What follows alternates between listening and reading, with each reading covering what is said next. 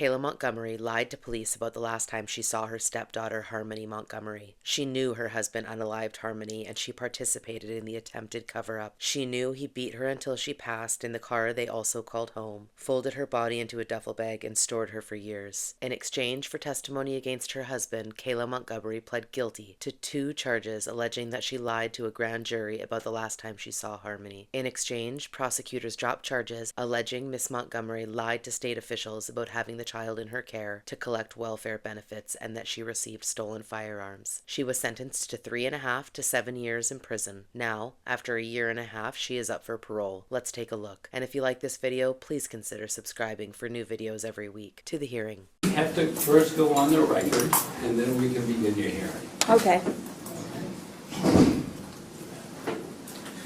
This is a parole hearing for Kayla Montgomery, number 92912. Present today is Chairman Roger Phillips of the New Hampshire Adult Parole Board. Also present today are parole board members Horace Enriquez and Tricia Thompson. Let the record reflect also in attendance today representing Victim Services is Lauren Avery, and representing Victim Services from Attorney General's Office is Amy Van Hawken. This is hearing number 1. And we'll begin our questioning with board member Dr. Horace Enriquez. Okay. So, good morning. Good morning. Busy day for you. Yeah. For sure. You were here under the charge of perjury and making false statements. Yes. And we'll come to the details of that in a moment. But why might it be important to tell the truth? Because being honest is the best thing to do. Because if you're not, other actions happen, and being able to tell the truth takes a lot of weight off of you, and it's better to tell the truth and be honest so that everything else can come to light. So, by not telling the truth to the grand jury investigation, what do you think happened? Or didn't happen? What didn't happen was I didn't tell the truth about where I was during that time, and not being able to cooperate with the detectives. I got all caught up in the situation, and if I just was honest from the beginning, they could have done their job sooner. And what was their job? To find Harmony and know what happened to her, and that's it.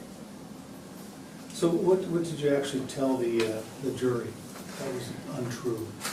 That I got dropped off at my work, which was Dunkin' Donuts, and at 6 a.m. and Adam brought Harmony to meet her mother, and when he came back to pick me up at 2 p.m. she was not in the car, and that was the lie.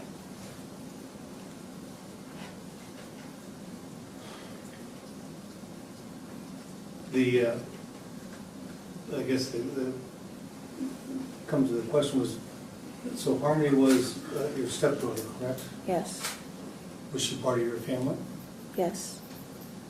So how were you protecting your family by telling this lie? I didn't protect them at all. Because that's what, your personal statement talks about that is that you were, the justification for the lying was that you were protecting your family. Yeah. What were you protecting them from? From losing our other children, from our family falling apart, even though it was falling apart, and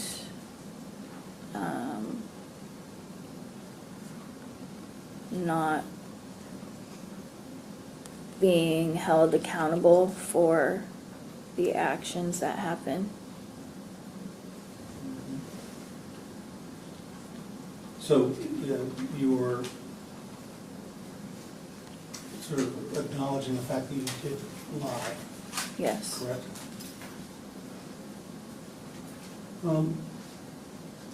So, how have you learned how to tell the truth? What tools have you learned? But the tools that I've learned is understanding situations and being able to deal with them and not hide anything, and ask for help and let people know when something's wrong or it's not, or something doesn't feel right. And being able to just understand situations and know that it's the best to say what's on your mind and say what you know, and just be honest and talk about what you're going through, or if there's anything wrong, just be honest about it. You've taken a number of sort of Department of Corrections courses here, journaling and Choose Love. I saw that you Yes, spent a lot of time with the Family Connection Center, yes. did the Focus program. I'm still currently in it. And what band are you? Black. And when do you think you'll graduate? Between the end of this month and beginning of next month. So the next 3-4 weeks? Yeah. You had a couple hiccups getting through the Focus program. What was that about? Because I was cheeking my medication. So I got,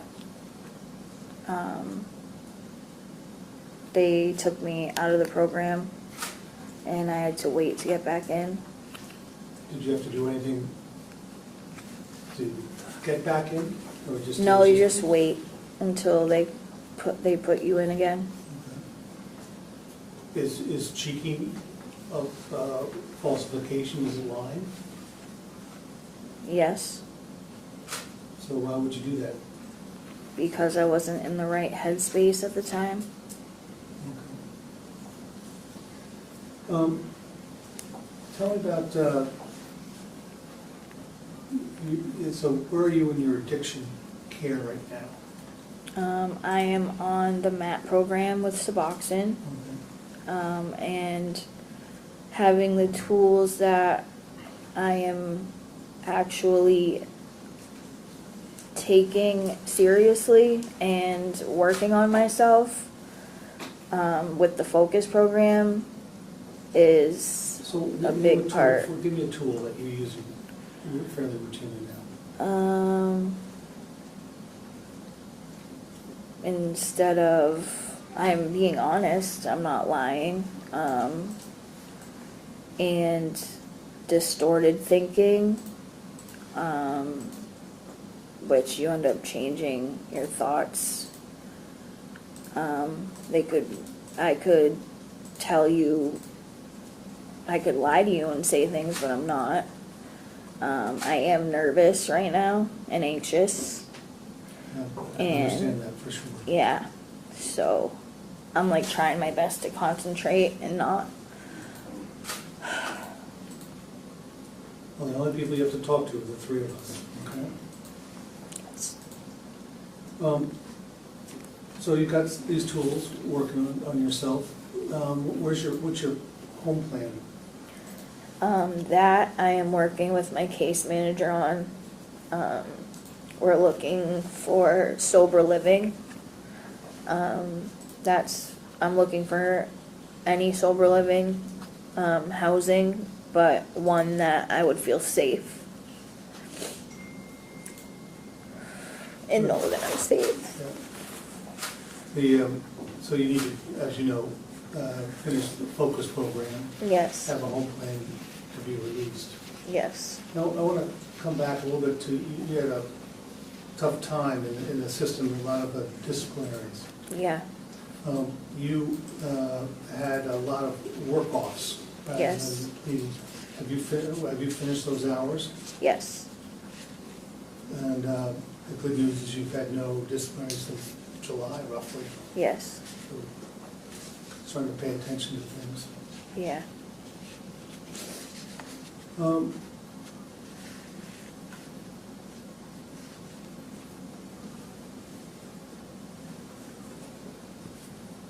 Sorry, just have all these little notes here.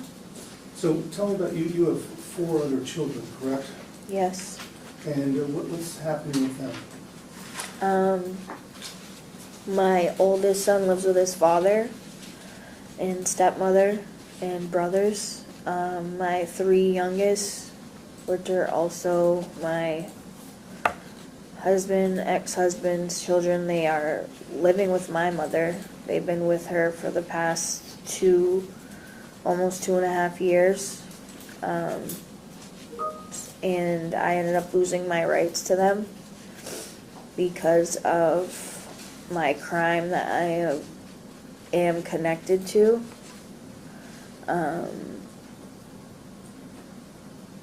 The affidavit got out, and I believe that they used it against me, which I understand. I don't know what you're talking about here. For my kids. So I ended up losing my kids. I lost the rights to my kids. Right. And the affidavit that got out about Harmony, and what it was saying and details that it was saying, I feel and believe that the CASA and the judge in that case, I believe that they were using the affidavit against me. So I lost my rights to my kids. Do you have the ability to get those rights back? I can, yeah. I put an appeal in. Okay. So that's sort of but you're allowed to, are you allowed to communicate with your children? I haven't been. I'm not, well, DCYF still has custody of them, but they've been living with my mother. No, I understand that, but are you allowed to communicate with them? I have not talked to them.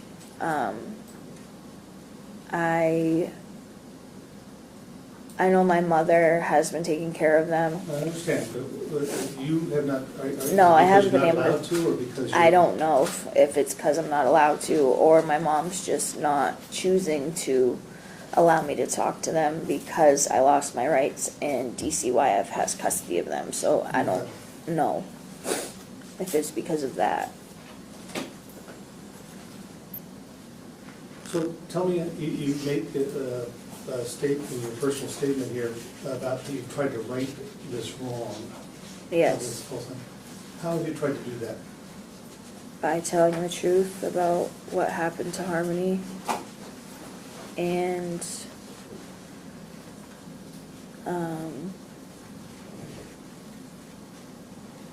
being honest and being in compliance with the detectives and the state.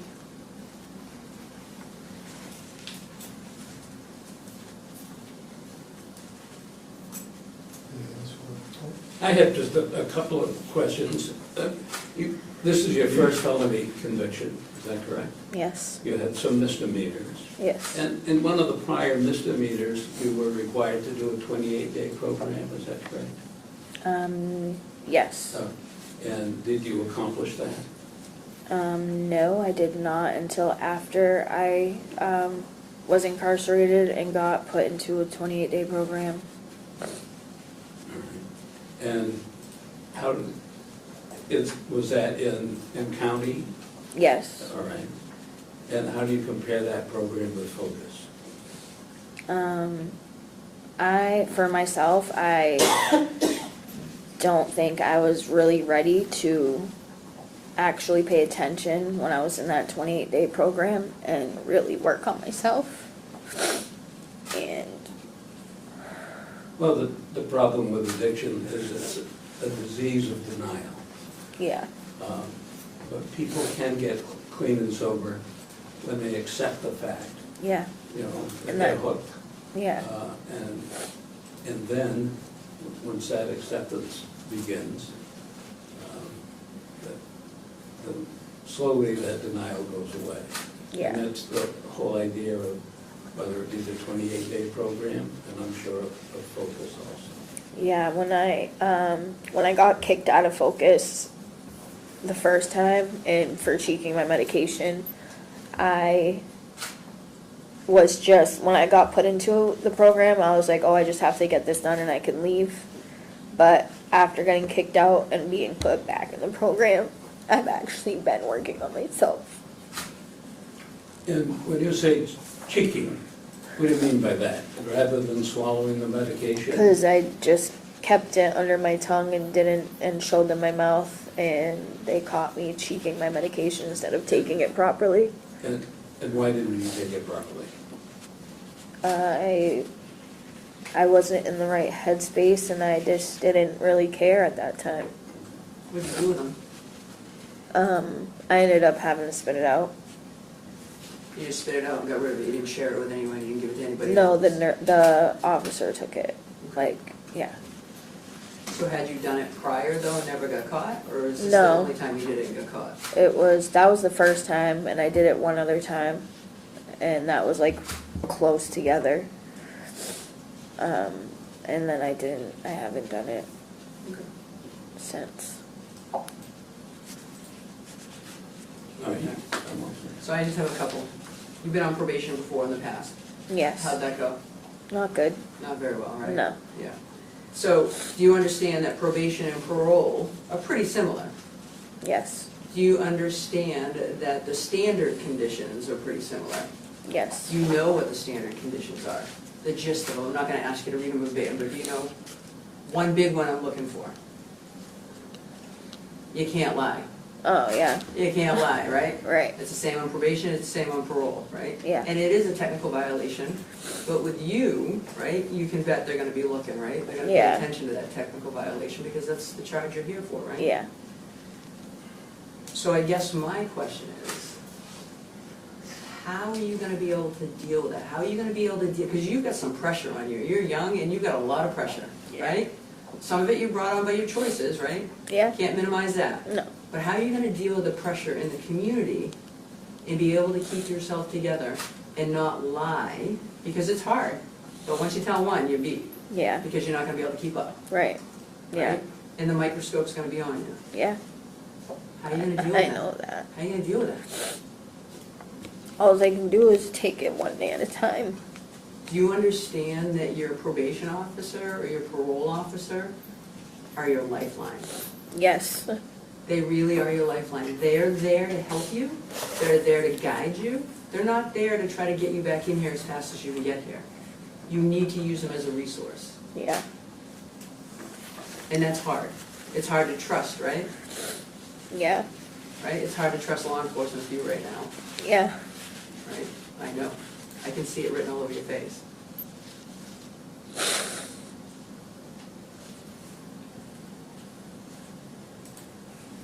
So what do you think the big differences are, the supervision for you with probation and parole? Supervision levels. I feel that parole is higher than probation. Higher how, though? What do you think that your parole officer is going to have you do differently that your probation officer didn't have you do? I honestly don't know. Probably have to report more, probably have more drug screens, probably more home visits, Yeah. right? Probably check on programming more, right? A little stricter, right? So, you know, you talked about your children a little bit. Yeah. You went through Family Connections. Yeah. Never at any point during Family Connections, with all the resources they have, did you want to read a book and record it and send it home to your family for your kids to listen to? Did you ever want to do any of those things that they had? Because I know that that's an I option. have. Okay. I've done the Cliff thing where you get books and you can send them.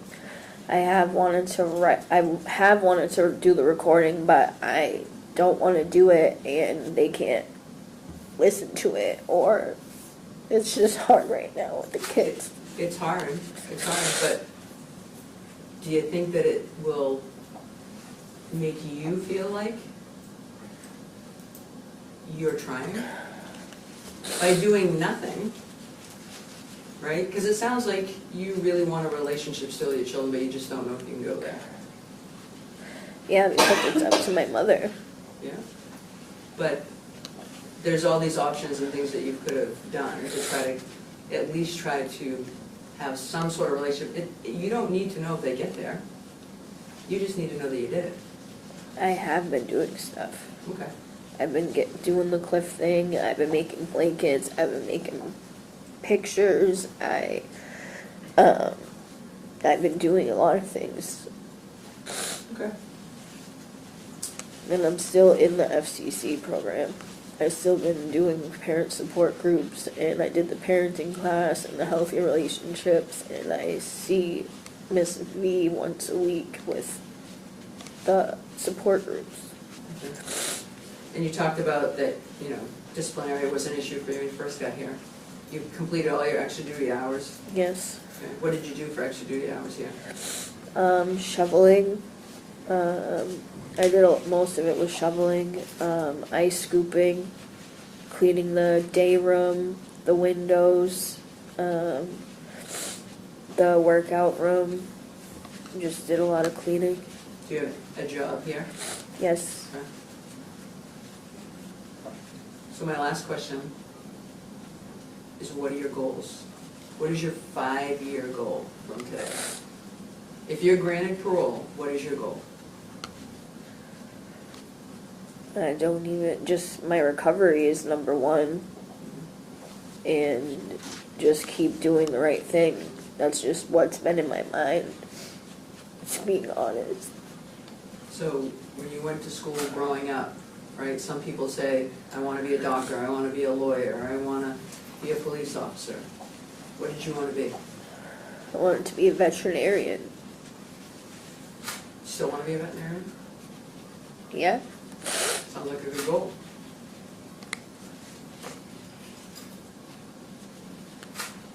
Give yourself something to strive for, right? Working on your recovery is fantastic, but you got to do something for yourself. Yeah. Because if you don't, your mind's not going to stop, right? And if your mind doesn't stop, what are we going to do? Relapse. We're going to go back and self-medicate, and then you're going to get in the cycle again. You've got to take time for yourself. You've got to figure it out. It's not easy. You're going to feel selfish, but you have to do it. That's how I already feel.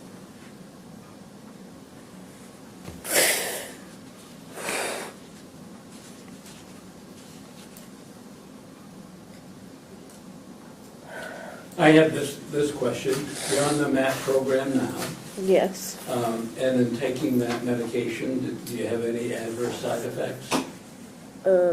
No.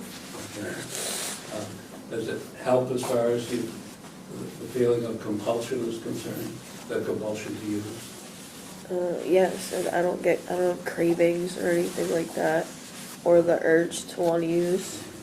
And also, you've seen behavioral health behind the walls also. Yes. And you take any medication, I don't need to know names of anything, but you take any medication? Yes.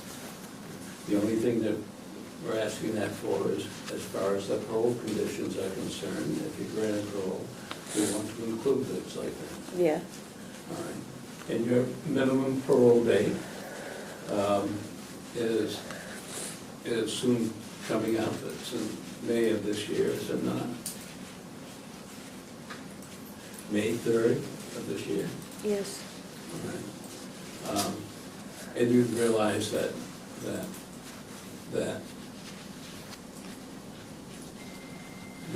date is the date that you could be released, provided you complete focus and any other required program Yes. behind the walls. But if you, and sometimes, I want to indicate, I guess there was you received some earned time credit by doing certain things. Was it breaking free or? I did Breaking Free, Choose Love program, and Core Skills.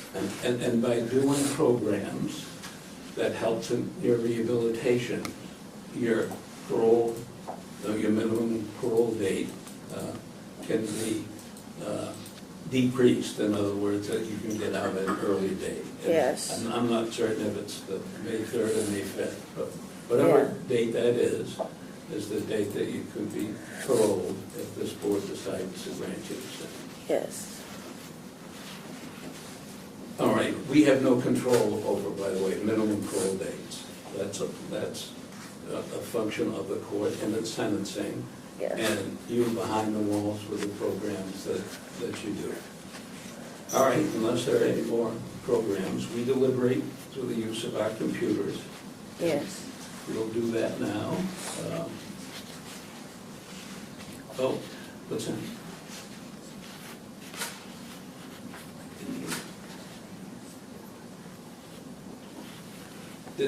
Is there anything else you want to indicate to us? I know my case manager told me that my minimum is March 4th because my earn time that I put through went through.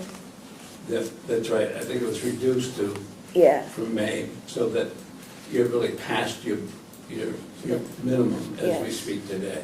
Yes. So it's a matter, Release movement at this time, release movement only. it's a matter of completing those programs that we earlier discussed. Yes. So, okay, From a victim services standpoint, the only condition that we're going to request is intensive supervision for a minimum of 90 days upon release due to complexities related to this case. all right, there's a request from victim service for ISP, which is just the term of supervision so that you report more often. All right? Yeah. Is there anything else you'd like to add? I am working with the staff here on making sure I feel safe when it is time for me to leave. I've been checking in with mental health a lot and the late acts. And we're just working on a plan for when it's time for me to leave, that I feel safe and strong enough to be out. I would encourage you to keep that close to you, Yeah. right? Yeah. Don't share it with those that you don't want to know. The security staff will do their job, Yeah. right? Your PO will have discretion, whoever that may be. But usually I find when these things happen, clients usually talk too much themselves, and then they get scared because they told one person, then it went too far. Keep it I was close. told that I could say that. Yeah, no, you can say it to us. Yeah. Yes, but I mean, when you decide where you're going, Yeah, with that. everybody here. Yeah, that's one thing I'm working on. Do you understand what ISP is? No. So, you'll have a curfew, you'll have increased screens, all those things we talked about, the difference, right? Yeah. The difference though is you'll come back on just about any violation during that 90 days that happens. Okay. Your parole officer has a lot more leeway on your violations. Much stricter. Yeah. But the important part of that is that you keep your PPO informed, Yeah. and you work closely with him or her. Yeah. Right? Because they don't want you to come back. Their Yeah. success is when you do well in the community. Because our function as a parole board is to release those on parole who will not again commit a crime and will turn out to be good citizens. And that parole supervision is what helps in that goal. Okay. Okay?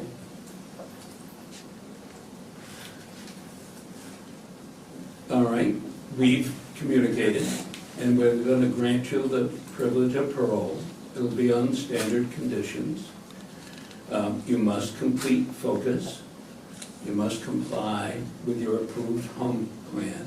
If it includes sober living, remain there for 90 days and thereafter in the discretion of your PPO and as recommended by your treatment provider. engage in the American Society of Addiction Medicine Substance Use Disease Level of Care as the Department of Corrections and the LADAC recommends. Comply with the MAT or MAUD program, MAT or MAUD program, including prescribed medications. Mental health in the community is needed and be compliant with prescribed medications. Engage in group addiction recovery, which may include AA and NA, as recommended by your LADAC and the PPO. And of course, you have to be C3 and D3 for release, and ISP for 90 days, and then in the discretion of the PPO. Now that's going to be read back to you. Okay. And then, if you have any questions, you can ask them after the readback. Okay. And let the record reflect as follows. Today's decision is your parole has been approved. However, you must complete the focus program and you must have an approved home plan. If your home plan includes a sober living, you must remain there for 90 days and thereafter in discretion of your PPO and as recommended by your treatment provider. You are to engage in ASAM substance use disorder level of care as DOC LADAC recommends. You are to comply with your MAT MAUD program, including prescribed medications. You are to engage in mental health treatment in the community as needed and be compliant with your medications, your prescribed medications. You are to engage in group addiction recovery, which may include AA and NA as recommended by your LADAC and PPO. You'll be on ISP for a period of 90 days and at the discretion of your PPO. Standard conditions of parole will apply, and you are to be C3 or lower classification and disciplinary free for release. Okay. All right, do you have any questions? No, I do not. Okay, good luck. Thank you. What do you think about Miss Montgomery's parole? And what do you think about that plea deal? Not one charge associated with what happened to Harmony. Let me know what you think in the comments below. Please consider subscribing if you like this video. Until next time, folks.